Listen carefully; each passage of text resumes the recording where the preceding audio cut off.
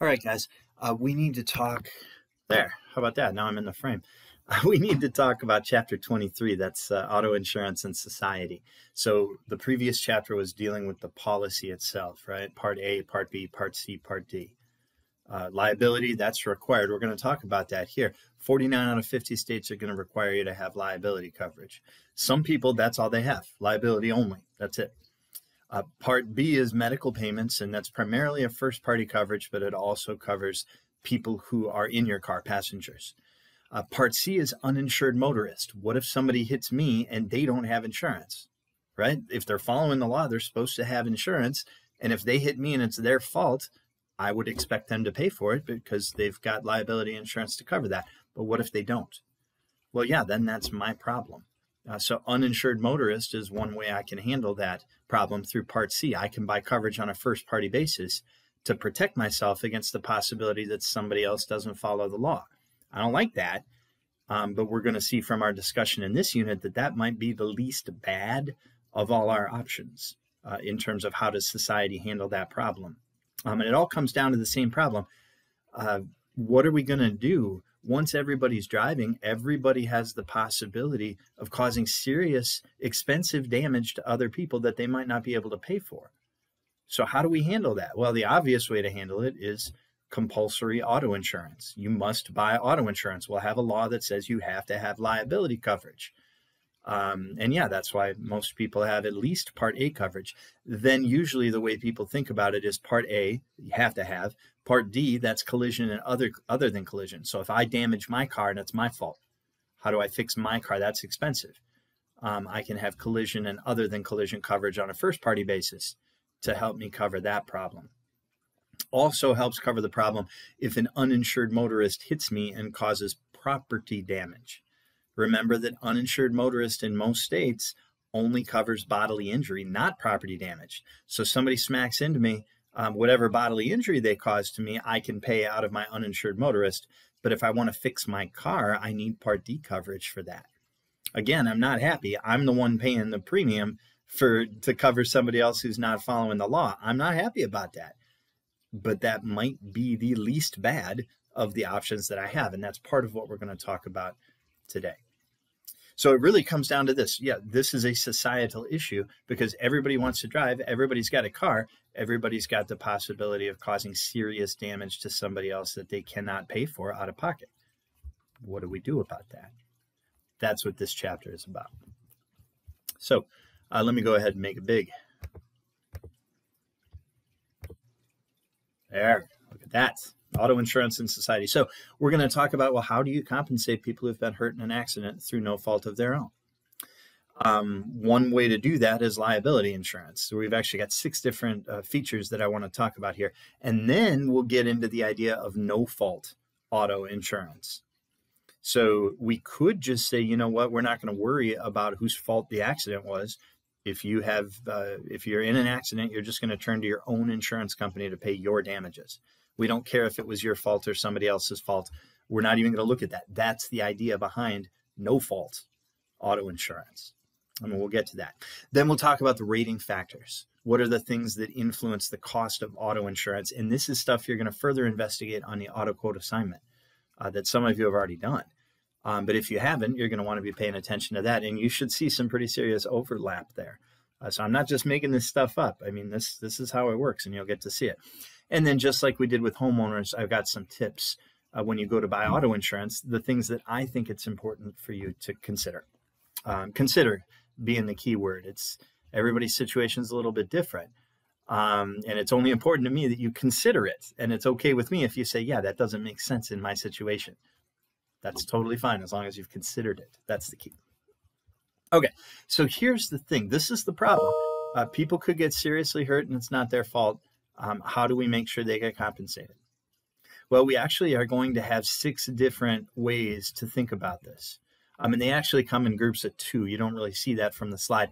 But where we first started was financial responsibility laws. We'll get into this. Then we moved to where we are today, which is compulsory insurance, mandated insurance. You must carry liability insurance on your auto.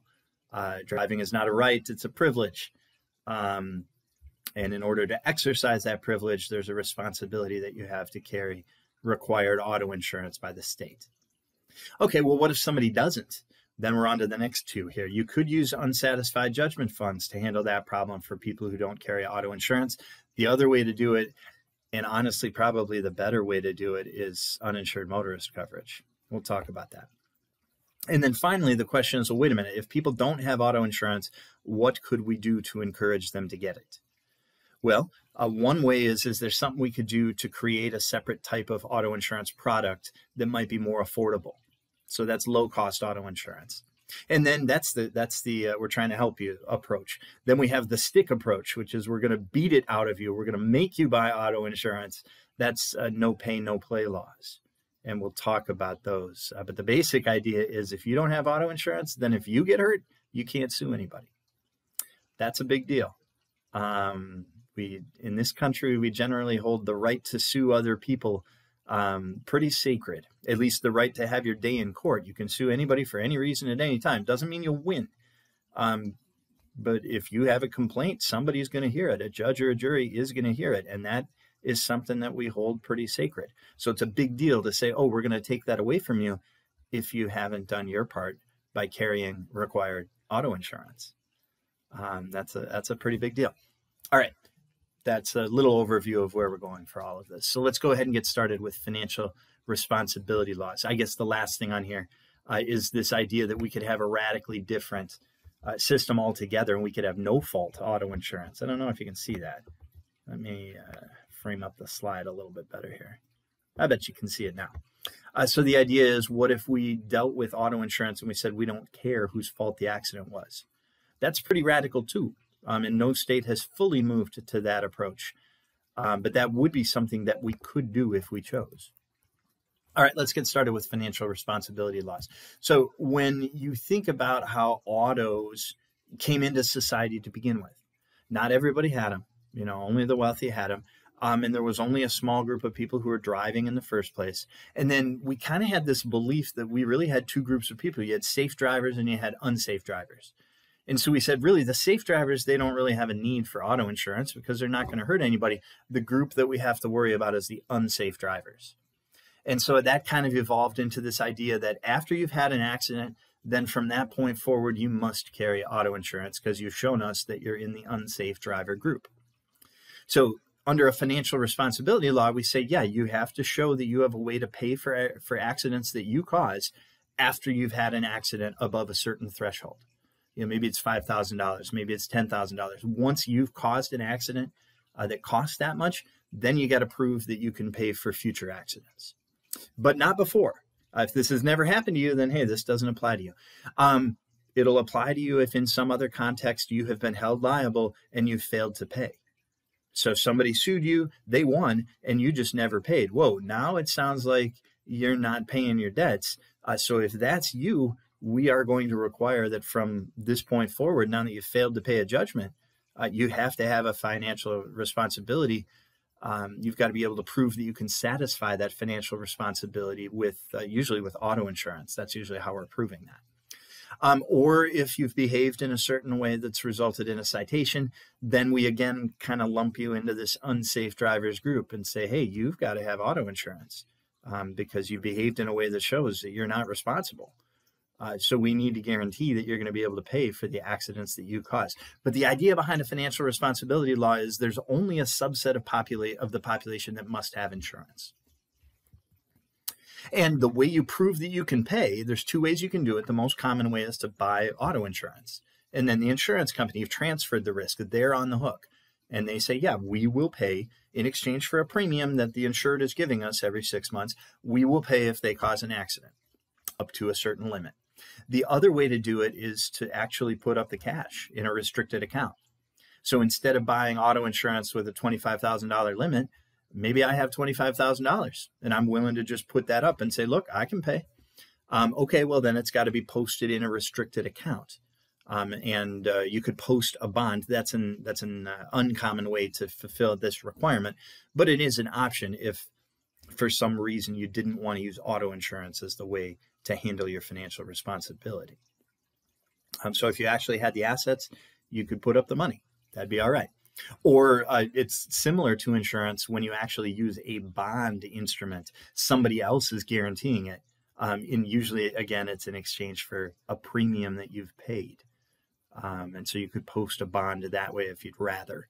But 99% of people, if they have to comply with this, they're going to buy auto insurance. Okay, so why doesn't that solve the problem? Well, what about that first accident, right? You weren't required. You're not an unsafe driver. So you didn't have to have auto insurance, but now you've caused an accident. Now you are an unsafe driver. But in the meantime, what do we do with the person that you've just hurt the first time?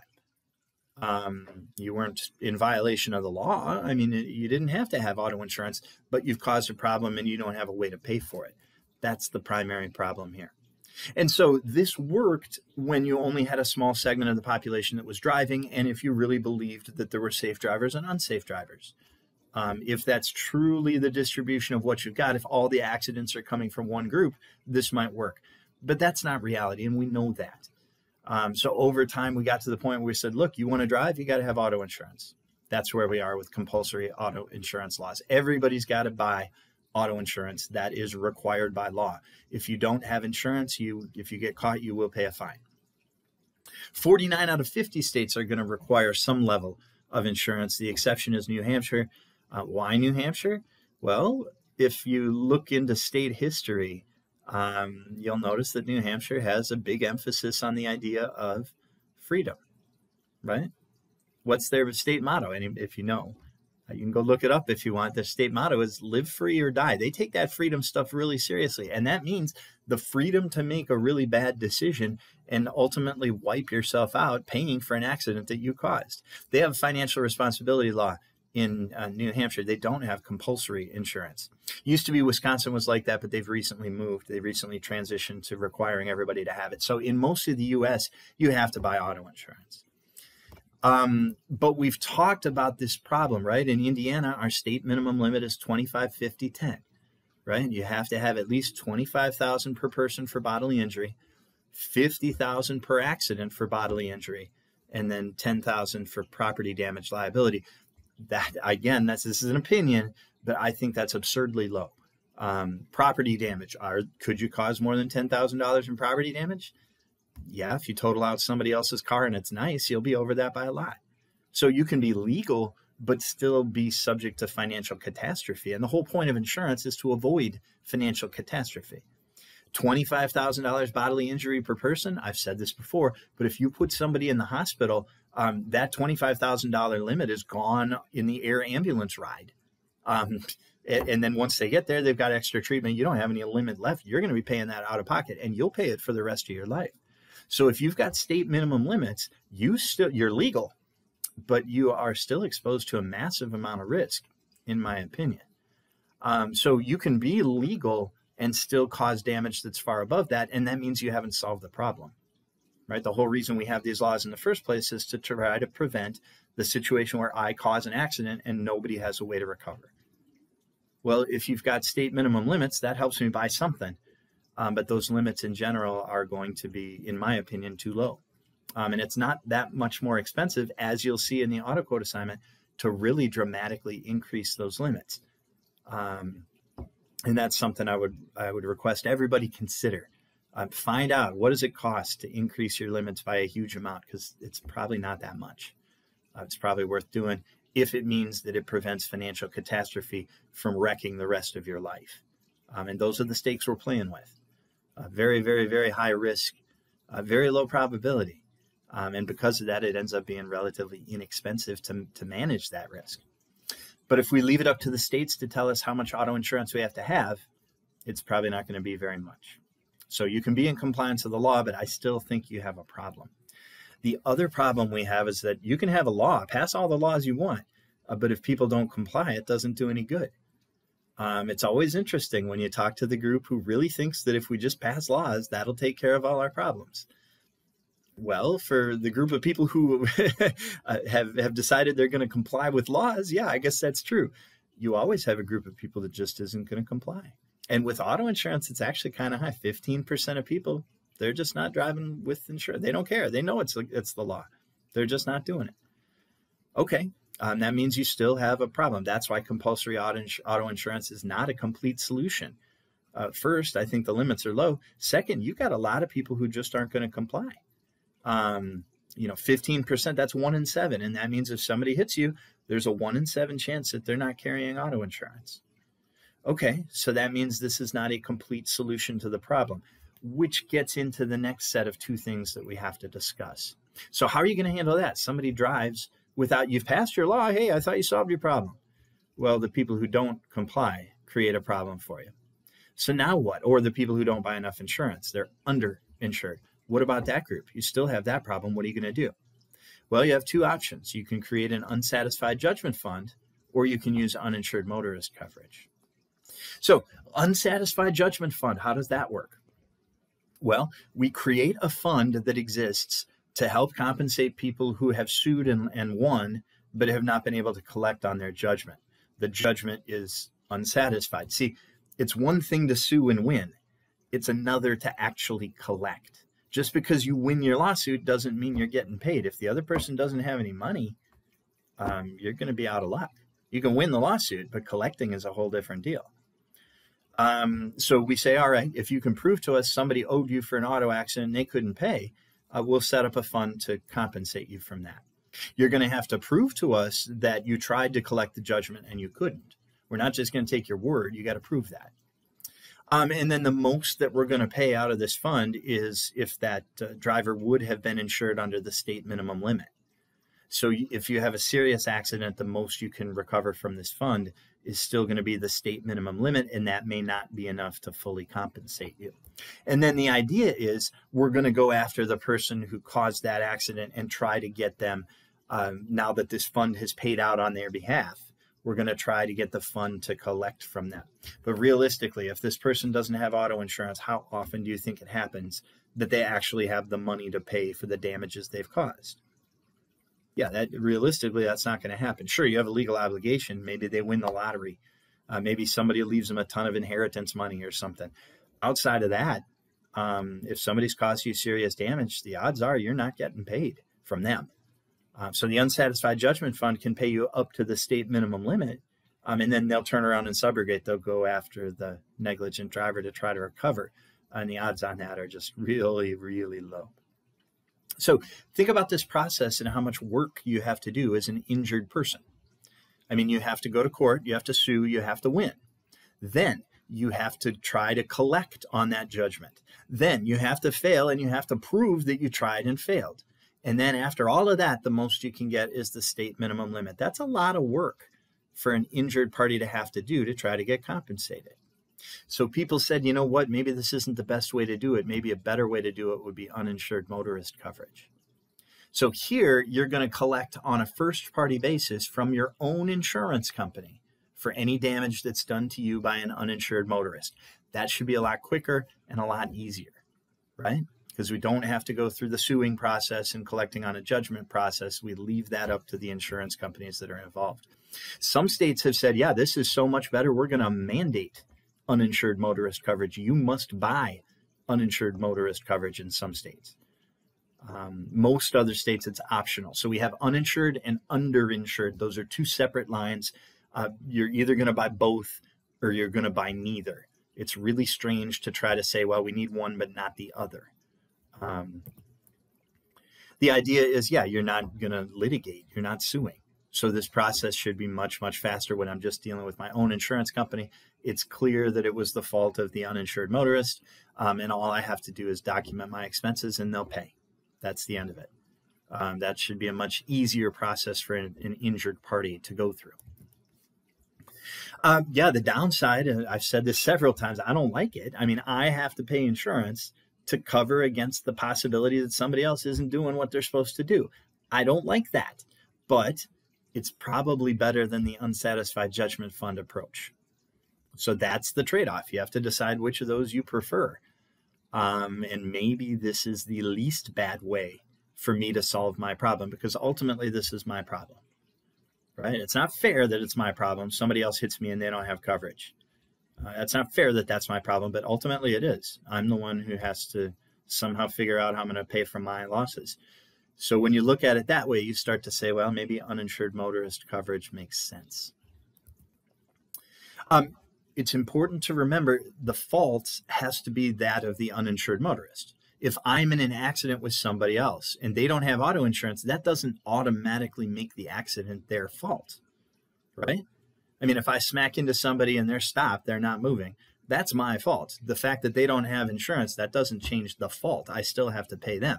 They'll get a ticket for not having insurance coverage, but they're not going to have to pay for mine damage because of that. It doesn't change the need to prove that the uninsured driver was at fault. That's what we're trying to say here. And then a reminder that in most states, property damage is not covered. So I buy an uninsured motorist, somebody smacks into me and they hurt me and they damage my car. The damage they've done to me, the bodily injury, that's paid. The damage that they do to my vehicle is not paid under Part C. That's going to have to be paid under Part D, damage to my auto. So if I want to get fully compensated for that type of loss, I not only have to have Part C, I also have to have Part D. And that's just something that we want to keep in the back of our mind. Okay, that's a good place to pause here, and we'll pick up next time from there.